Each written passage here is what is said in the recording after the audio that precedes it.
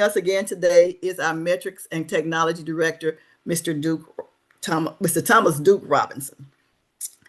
We want to recognize our Executive Director, Dr. Michael O. Miner, and our Program Director, Lottie Miner.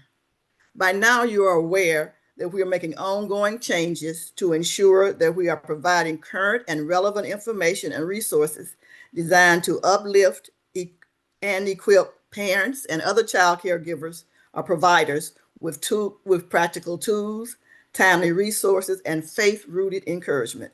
So we encourage you to share our new Healthy Together Mississippi Facebook page and our new website, www.healthytogethermississippi.org, and to stay tuned for all the exciting new changes.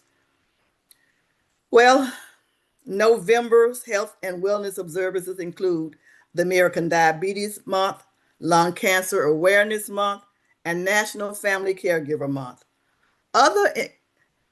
Another interesting observation or observance that's included in November is called Movember, an annual event in November where participants grow mustaches and engage in other activities to raise the awareness and funds for men's health.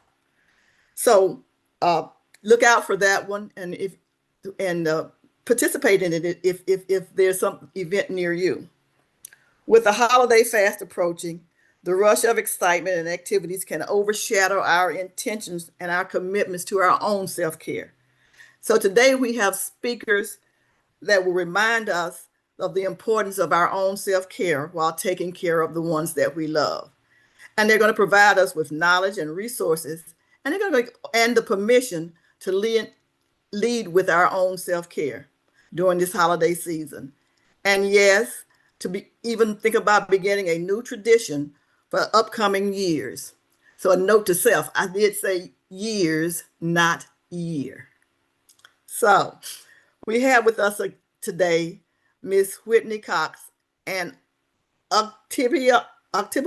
I know I didn't, Octibaha. I knew I was going to mess it up. That's one of those new counties here in Mississippi for me. But she's the county administrator for the Community Counseling Services in Starkville, Mississippi. And prior to this, she served as the director of alcohol and drug services for the Pines and Caddy Hill Recovery Centers and House. So that these are two residential treatment centers for individuals struggling with recovering from addiction and co-occurring mental health disorders. Both of these are located in Columbus, Mississippi. Now, this lady has a lot of credentials behind her. She's a licensed professional counselor, a licensed professional counselor supervisor, a certified clinical trauma professional, and a certified addictions and therapist in the state of Mississippi, and nationally certified therapist. So we know that she knows what she's talking about when she presents to us today. She received her master's in clinical mental health counseling and her bachelor's in psychology from Mississippi State University. Whitney is married to her husband, Will, and she says that they have 3 wild but beautiful little boys. So, Miss Cox, and also we have joining us today Miss Tabitha White, and she is the metrics assistant of the Oak Hill Regional Community Development Corporation in Hernando, Mississippi. And she is also a full-time caregiver. So welcome, ladies. But before we start our presentation, and I will tell you more about Tiffany just before she presents, excuse me, Tabitha. I don't know where I got Tiffany. Who's Tiffany? Tabitha just before she presents. So I want to say that we encourage you to please share this webinar with your social media platforms.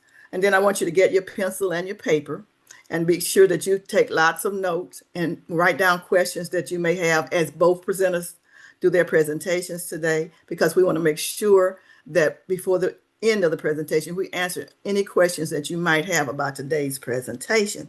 So again, welcome, Whitney. We are excited to hear the information that you have to share with us today.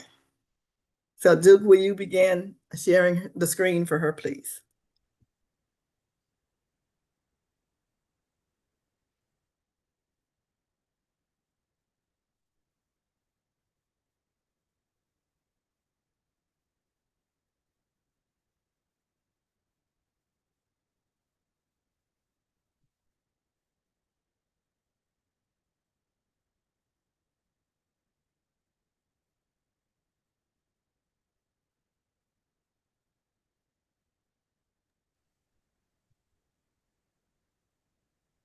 That's the Duke. Those are just resources that she sent over.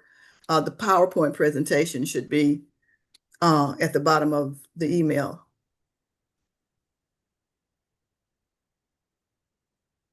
Those resources, ladies and gentlemen that are listening, will be posted on our website later. And there are some wonderful resources that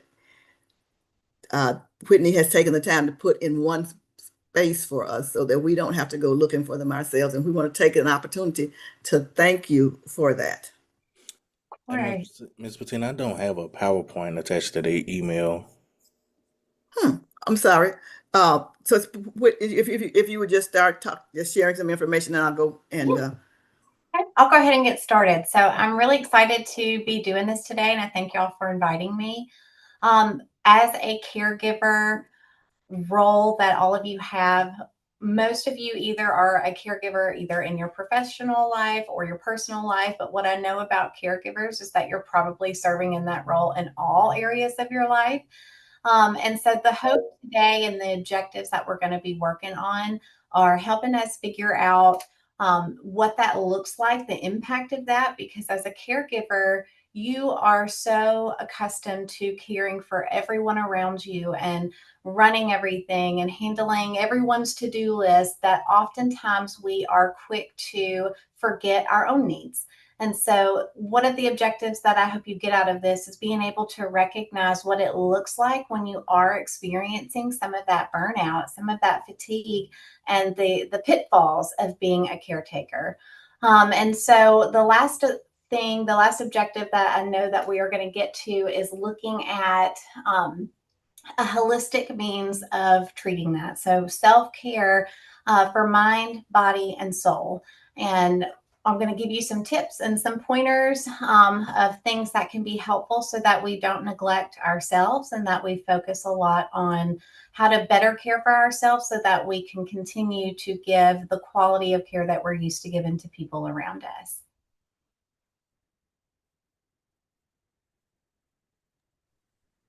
he should have it. So just a minute, and I do apologize to you and to our listeners for It's this fine. What glitch in our program.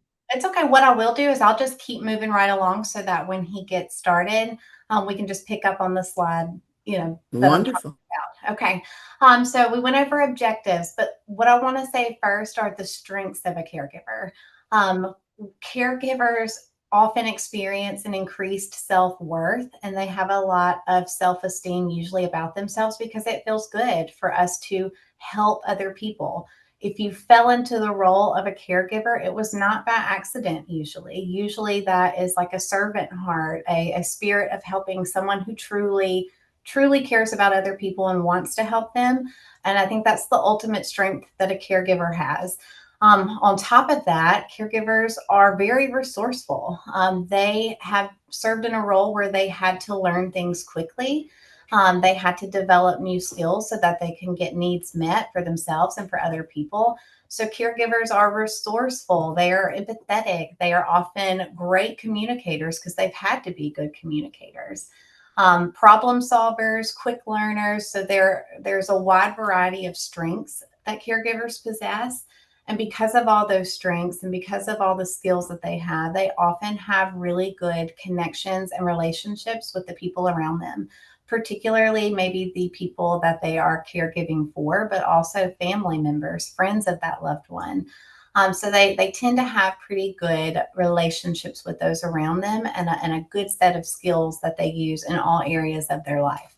Now, the pitfalls of that are because we get so accustomed to caring for the needs of everybody else, we often neglect ourselves. And so, with that, we can start to experience stress, fatigue, burnout. The quality of our own personal life tends to decline, right? We may be having someone who is experiencing like improved quality of life because of the work that we're doing for them. But then on our own, behind closed doors, most people wouldn't even know that our own quality of life is often not where it needs to be because we give so much of ourselves to other people. With stress comes a weakened immune system. Because we have so much fatigue and burnout, we tend to get sick more often. We may have physical pains. We may experience somatic symptoms like headaches, nausea, skin conditions, chest pain, like things like that can often be psychological, but come out in a very physical way. So that can be a good indicator that we're experiencing a lot of stress and burnout. Grief comes in a caregiver role, whether it's prolonged or gradual. Sometimes it's hard to watch people we love and people we care for not get better and not be able to solve all of the problems that they have. It can come with a lot of helplessness sometimes when we're not able to just fix everything. There can be frustration, anger, isolation. We can become so consumed in the other person's world that we isolate from the people in our own world. We can experience relationship dysfunction for ourselves. Sleep disruption is very common. That's a big pitfall for caregivers. Our sleep is often disrupted, whether we're not getting enough sleep or it's like very restless, disturbed sleep. So we're not getting a full night's rest and we wake up feeling just as tired the next day. Over time, the weight of our responsibilities can impact our mental well being. And so that's where I want to kind of start talking about some of the differences for women and for men in a caregiver role. For women, about 1 in 5 of us experience a mental health condition at some point in our life. And so that's a pretty drastic number. 1 in 5 women will have a mental health condition at some point in their life. A recent study by SAMHSA said that about 29 million American women, which is about 23% of the female population, have experienced a diagnosable mental health condition in the last year alone. There's a lot of historical background that goes into why women's mental health often gets underrepresented, underdiagnosed, not the best quality of care historically. In the Egyptian period, way back when, they linked all of our women's mental health conditions to our reproductive system. They actually used to call it wandering womb, or like uterus dysfunction, hysteria, witchcraft. Like all throughout history, you can track how women's mental health got very much misrepresented, and it was blamed on like our hormones, our reproductive system. There's even a quote by someone that pretty much said that women can't be trusted for their own mental health care because they're driven by their reproductive systems. So very dismissive of the things that we're thinking and feeling. And while progress has been made, the historical impact of women's mental health is still felt in today's mental health care industry. I think Mississippi is still one of a few states that women can't even get a hysterectomy without consent from their husbands. So there's still this belief that we don't know ourselves well enough to even understand what's going on with ourselves, which can be very impactful on us and our ability to receive appropriate help. Next slide. For men, right, men's mental health comes with a whole host of separate issues that make treatment difficult for them. Men struggling with mental health often experience issues like irritability, anger, substance abuse, and they tend to cope through escapist behaviors. You're more likely to see a man deal with mental health stress by overworking himself, engaging in sports, excessive exercise, or high-risk behavior, gambling, substance use. Like those are ways that men tend to try and cope with their mental health condition, but it usually only leads to worsened symptoms or even more conditions that get developed later on. A lot of their struggles are linked to societal expectations of masculinity, which can lead to men being reluctant to seek help due to fear of appearing weak or emotional. Society teaches little boys from a very young age that they have to be tough, right? Suck it up, walk it off, dust yourself off. You're fine. I'll give you something to cry about, right? Those are messages that a lot of little boys hear growing up. And so as that boy develops into a teenager and a man, they have been pretty much programmed to believe that they're not supposed to feel, as if they're just supposed to be a robot and not have normal human emotions. And if they do have them, they're not supposed to talk about them, or they're weak, right? So for men, it's very difficult. They tend to also have some of those psychosomatic symptoms, headaches, digestive problems, which then lead to more social issues and problems within relationships, and increased conflict. Because if they're not communicating and they're not taking care of themselves or telling anyone what's going on, and they're then escaping in these other unhealthy ways of coping, everything around them is going to be impacted because of that. Next slide. Um, Symptoms for mental health conditions between men and women can present very differently, right? So women, we tend to be very emotional. We communicate usually with what's going on with us, and you may be able to pick up for a woman when something is going on, when they're not okay. But for men, it can be masked very easily. They can present as very emotionally detached. There's that overworking, that drinking, that isolating. So sometimes it's harder to pick up on their mental health symptoms and what they may be struggling with.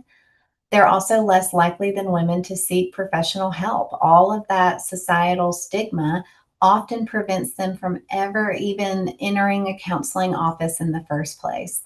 Or if they do, it's at like a doctor's office and they're talking about the somatic, the physical symptoms, but leaving out the part of the emotional stuff that may be going on. Next slide.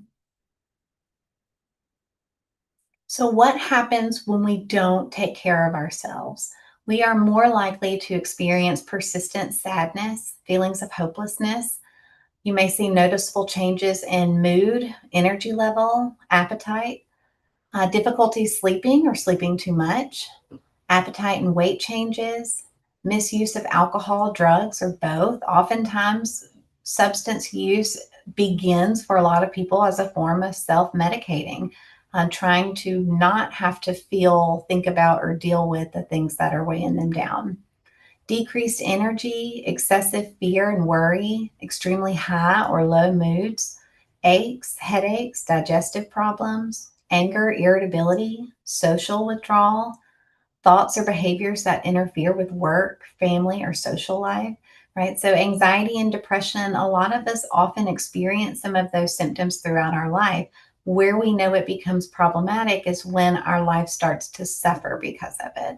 When people around us start to pick up on it or notice it, or we're having problems at work or at home, that's usually our cue that we need to be talking to somebody because it's starting to get bad. And then especially if thoughts of death or suicide starts to come into play, right? That's when our symptoms have reached a very severe level that we need to be reaching out and asking for help. Next slide. Optimal care should recognize our differences. Our brain is wired differently between men and women, and we experience these mental health conditions very differently. Women report higher levels of empathy and emotional understanding than men. And while that can usually be a good thing, it can also be tied to worsening depression, anxiety, and trauma. If we feel things very intensely, then we feel bad things very intensely too. Studies show that women are twice as likely as men to experience depression. Women between the ages of 16 and 24 are almost 3 times as likely to experience a common mental health issue as males of the same age. And women are twice as likely to be diagnosed with anxiety as men. But I do want to point out that the discrepancy in that number can't always be trusted because of what we just talked about. Men are less likely to seek help. And so they're less likely to report that anything's going on. So some of these studies can very much be skewed because of that stigma we talked about earlier. Next slide.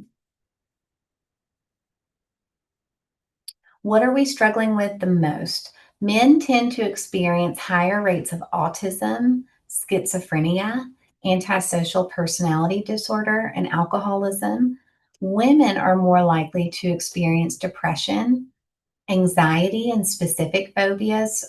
Generalized anxiety disorder is typically where we tend to stress, worry, and hold a lot of fear for everything and anything. If there's not a problem, we're going to find a problem. It's like your brain is just wired to look for worst case scenario, glass half empty. If it can go wrong, it will go wrong, right? It's like your brain's very much trained to think like that.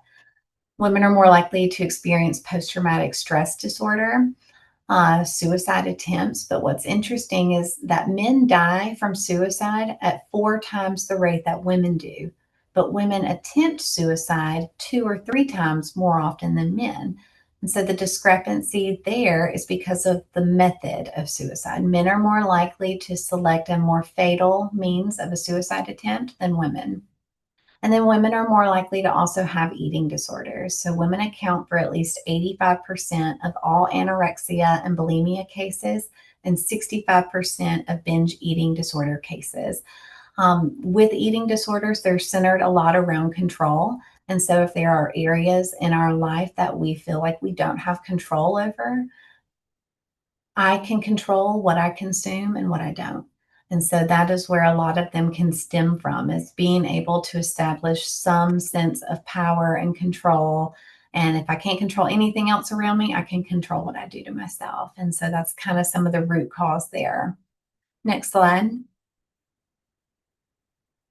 So holistic means of self-care, mind, body, and soul. We have to take care of all of those avenues. So if we're starting with our body, we need to be exercising. You need to get outside, get some sunlight. You need to make sure you're getting enough sleep. If I'm not getting enough sleep, I am more likely to be irritable, angry, fatigued. I'm more likely to maybe even have some psychosis if I'm not getting hardly any sleep at all. But I need to sleep. I need to eat. I need to make sure that I'm showering and taking care of myself, staying hydrated, like doing the things that fuel my body so that I can continue to not only provide for those around me, but also be able to fuel my brain so that my brain can function in the way that it's supposed to. When we look at soul, spirituality is so important. And it does not matter what religion, what higher power you connect to, there has to be some connection there, some sense of purpose and feeling like that you have a reason to be here and that you have a purpose to serve. Giving yourself and others grace, I think, is one of the ultimate skills we need to practice, especially for ourselves. It is okay for us to not be okay. It is okay for us to not do everything perfectly. I was on a webinar not long ago, and one of the speakers was talking about self care, and she said, you have to give yourself permission to fail. And that was so profound for me. It stuck out because we tend to be perfectionists as caregivers. We may have a long checklist of things to do, and we feel like we have to do all of those things. And it's okay sometimes for us to give ourselves permission to not get it all done, right? Like I'm going to give myself permission to not do the laundry today and I'll be okay. It doesn't mean I'm a failure or that I was no good or that I can't do anything right. It just means I'm giving myself permission to not do it all. And I think that that comes with a lot of freedom. Social connection, right? We need to have people around us that we love. We need to make ourselves be social, connect with others, do things that we used to do. But also we need to know how to set some boundaries because sometimes our social connections, even those that we caregive for, we have to be able to communicate and set boundaries. We have to learn how to say no, right? If I cannot do something, if I'm not able to, I have to be able to say no to protect myself as well. Journaling, art, music, finding new hobbies. You should have an identity outside of what you do for other people. Setting manageable and realistic goals, right? We have to know that the goals that I'm setting for myself and other people are doable, right? If it's not doable, I'm just setting myself up for failure. And I would not be a good therapist if I did not include therapy, right? So we talked about body, we talked about soul, but for our mind, we need therapy. We have to be taking care of our mind in that way and having some kind of outlet for the things that we're working on. Next slide. So there are different therapy approaches. There's medication. Here's the thing. It does not have to be forever. Let's say you're going through a depressive episode, an anxiety episode. You do not have to take medication forever, but if it helps for right now, it's worth it. You also don't have to feel the way that you're feeling. There's talk therapy. Sometimes just talking to someone is the best medicine of all. Having someone to just validate what you're feeling and be on your side, and an outlet to vent to. But then we have to build purpose and resiliency. Next slide. So, what is resiliency? It's strength, right? Just because we're predisposed to something, or just because we're high risk for developing a mental health condition, or just because we experience something does not mean our entire life is defined by it. Just as we pass along genetic factors for addiction and mental health issues, we can also pass along resiliency to others, our children, the people around us. But in order to do that, we have to speak about the unspeakable, the things we're not saying, the things we're not doing for ourselves. We have to do. Take care of you, take that leap, and feel the relief that comes from taking care of yourself. Once we start working on those things in depth, we start to gain better insight into ourself, into solutions. We can find acceptance over things that maybe there's not a solution for. We can build strength and coping skills. We receive affirmation and validation from those around us. And then other people see all that. And so not only are we helping ourselves, but we're helping other people who watch how we handle those things with grace and strength. Next slide. We need to avoid seeing a crisis as an insurmountable problem, right? Just because we are experiencing distress, just because we are experiencing something that feels catastrophic, doesn't mean that we can't solve it, doesn't mean that we won't be okay, and it doesn't mean that we can't overcome it. We have to accept that change is a part of living. We need to move towards our goals, take decisive actions, look for opportunities for self-discovery, nurture a positive view of yourself. I think that's the most important one. We tend to look at what we do wrong or not well enough or what we need to do better. Let's start looking for what we do right, what we're doing well, where we are succeeding, and focus on those things. And that helps us to keep things in perspective. And it also helps us to maintain a more hopeful and positive outlook. So what I hope the takeaway is that yeah, your role as a caregiver is hard, and it definitely over time creates a lot of wear and tear on your mind, body, and soul. But it is possible to restore that and restore that strength and build that resiliency so that you can continue serving in that role while also making sure that your quality of life is not impacted anymore. And that's all. Wow. Thank you. That was such a thorough presentation, and you did a wonderful job. Again, we apologize for the glitch, but Okay. I couldn't tell there was a glitch because you just rolled right along, and you did a wonderful job. And in fact, I had written down some questions that I wanted to ask you, but you know, all but one is answered, and I don't know. You did such a wonderful and thorough job. Thank But you. I wanted to ask you if you are familiar with the 3-3-3 anxiety rule. Right? Is that like the three things I see, three things I hear, three things I feel? Yeah, that's a Yeah. grounding technique for a lot of people. And sometimes it helps bring us back into the present moment when we can get so consumed in the past or the future, focusing on the three things that I see, hear, feel, touch, right? It can be a lot of different things. It helps us to kind of remind us where we are and that we're okay. Thank you so much. And that's a rule that I'm going to try to look to remember myself, because when sometimes you get so overwhelmed that you can't sit down and color right then. Mhm. You can't pick up the phone and call somebody else. Yeah. There are a lot of things that we tell ourselves to do for self relief or comfort, or just try to get through that situation. We can't do.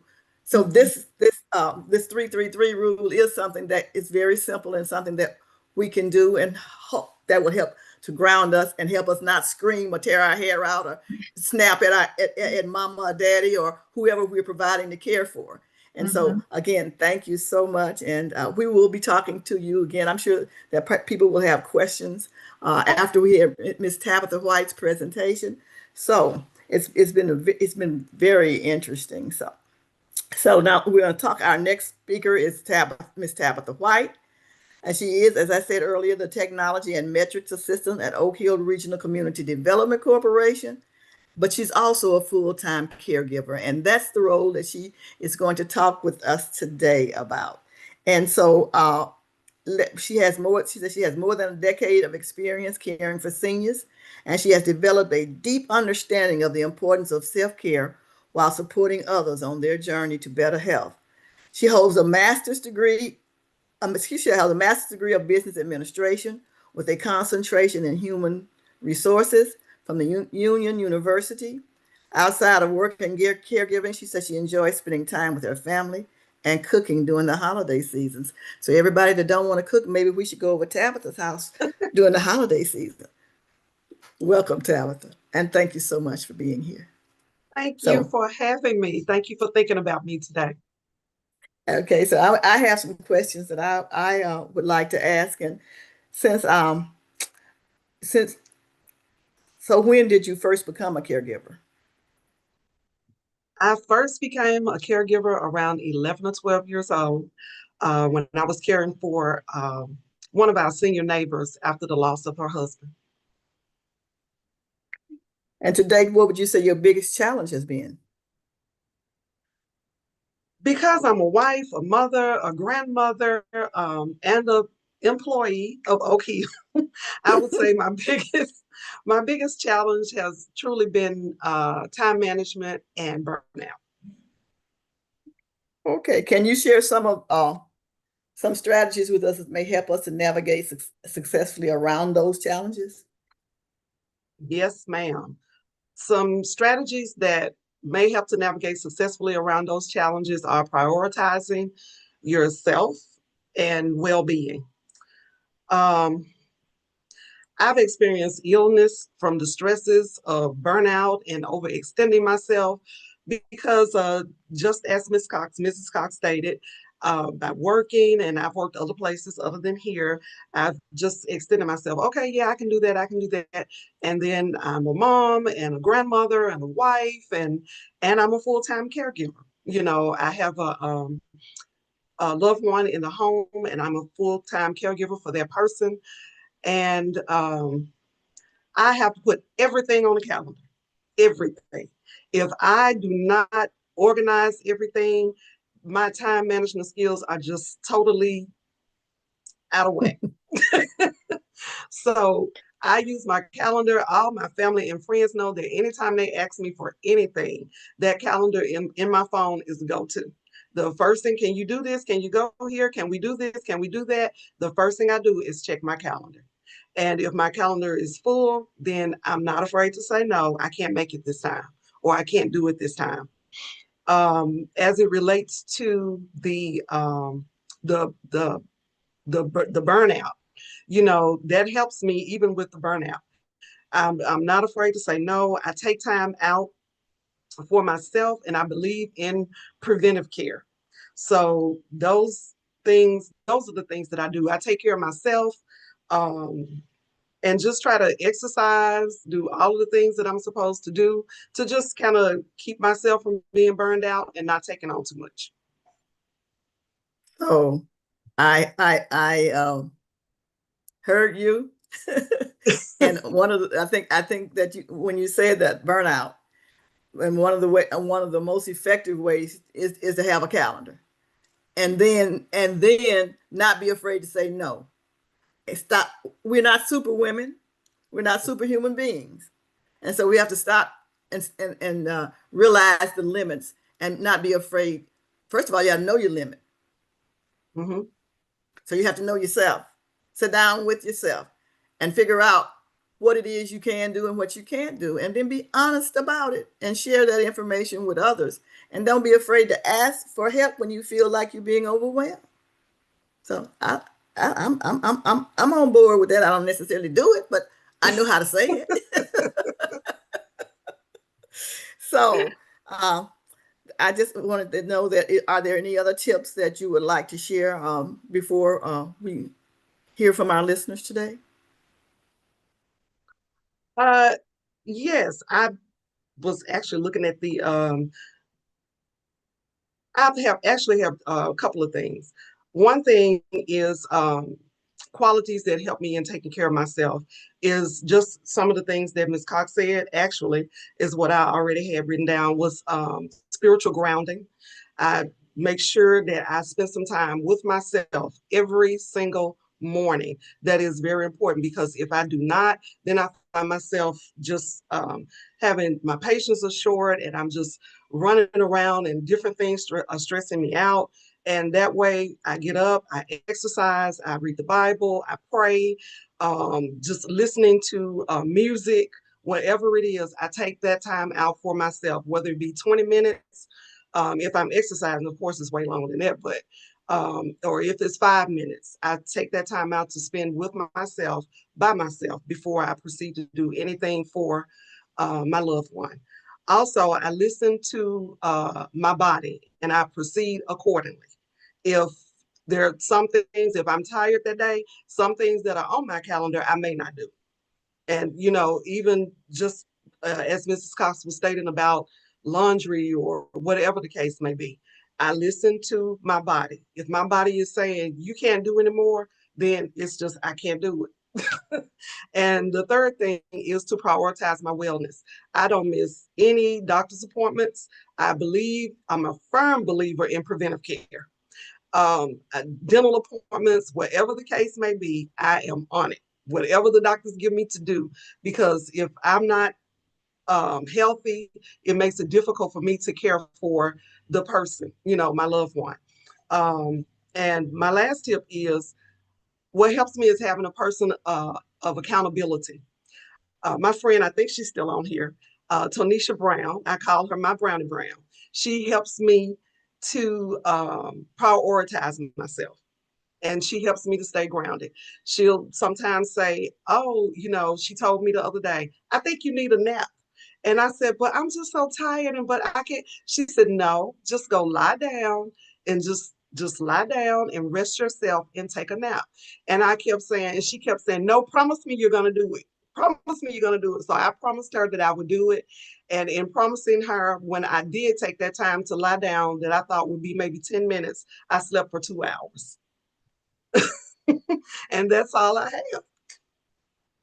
So what I hear you say is that if you're not in good health, then you can't make sure that anybody else is in good health. You can't care for those you love. It goes back to what we talked about some past webinars, is that when you get on the plane and the attendant is talking about if an oxygen mask comes down, put your mask on first, because if you're not breathing, you can't help anybody else breathe.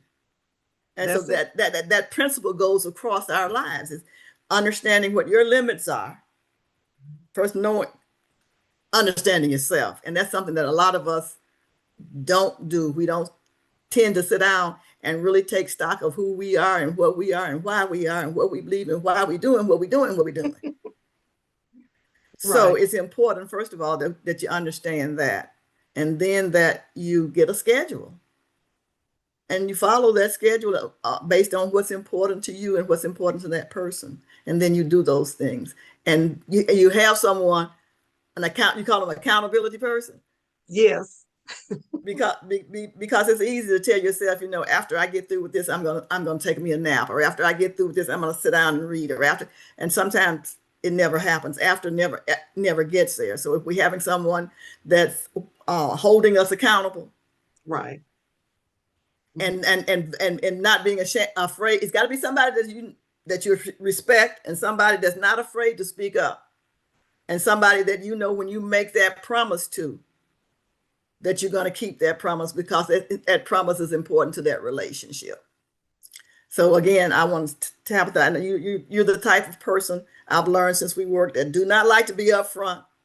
You like the background, and you do so well. But so I really want to give a special thank you to you today for agreeing to come on and share your very valuable information. And I like the way that you and Whitney have not even seeing each other, not even talk to each other, but you blended this presentation very well so that it can be most beneficial to those who are listening. So again, thank you so very much. So now it's time that we well, before I do that, let me ask you, is there anything else, Whitney, that you want to say that you think that's important or that's burning that you think that we need to know? I just want to say how much I loved what Tabitha said about prioritizing herself, because as a caregiver, it is so hard for us to prioritize ourselves above other people. But being able to do that like shows like ultimate like self-worth, self-respect, self-esteem, and good insight into ourselves. So like that's great tip. And it's not selfish. Thank you so very much. So now what are we going to open up for questions? I wanted to again remind you before we do that though, to be sure to share this presentation or this webinar with your family, with your friends, your co-workers, your church members, whoever, because it's very important that they hear this message, because it could save somebody's life. So again, thank you, ladies. And so if you are on social media, please put your comments or your questions in the message section and comment section, and Duke will share those with us. Or and if you are on Zoom, please feel free to open the mic or raise your hand, or you can share in the comment section also, and we'll read those questions. But you can please feel free to open up and ask any questions that you might have now. Okay. Good morning, and thank you, ladies. Wonderful, wonderful. I just want to say, as a person who experienced some of those things, those burnouts and whatever, great information. And I will say this, a lot of times as Christian women, we have the tendency to want to be a helper to everybody we meet. But you know, the word of God says, love others as you love yourself, or to do unto others as you would do unto you. And if you can't love you first or show yourself love, how can you truly? Some people think they can only be valued by doing for others, but you're valued in yourself because God created you. And I want to say this, a friend of mine, Elder Jackie Knight, she said, "No is a complete sentence." Sometimes we may not want to say no to someone, but we can do like God sometimes, say, "Not right now," if we feel that's too harsh. I just want to say thank you, ladies. Wonderful. I'm learning and still learning. I have to give myself an appointment to say, okay, Brenda, no more. On Mondays, I've adopted that day as my rest and stay in the house day. Thank y'all so much. God bless you. Thank you. I love that. No is a complete sentence. Write that down. No is a complete sentence, and don't be afraid to use it. Are there any other questions or comments?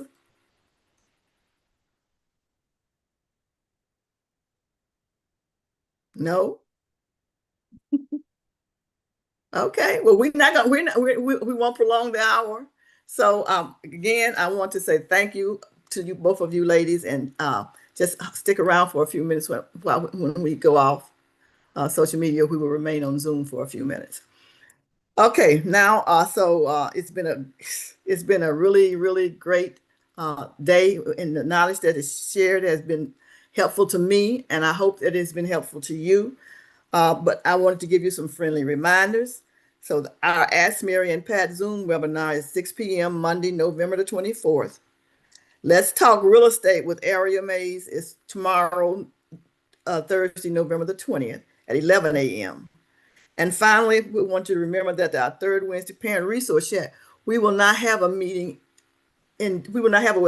in December, but we will be back on January 21st, 2026, and we will be talking about glaucoma awareness, thyroid awareness, and National Blood Donor Month.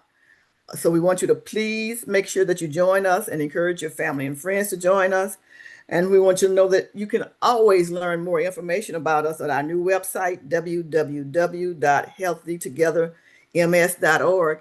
And I challenge you to go on there because I'm sure that if you do, you will find information that will benefit you and your family. So once again, I want to acknowledge our Executive Director, Dr. Michael O'Miner, and our Program Director, Lottie Miner. This has been a production of the Oak Hill Regional Community Development Corporation, empowering parents and strengthening families in the Mid-South region and across the state of Mississippi. So again, those of you who are on Facebook, have a blessed day. Have a happy holiday and stay safe. And those of you who are on social media, please stay around as soon as we sign off on Zoom. As soon as we sign off on social media, on our other social media networks, we will open up the mics. And if you were too embarrassed or ashamed or whatever to ask your question,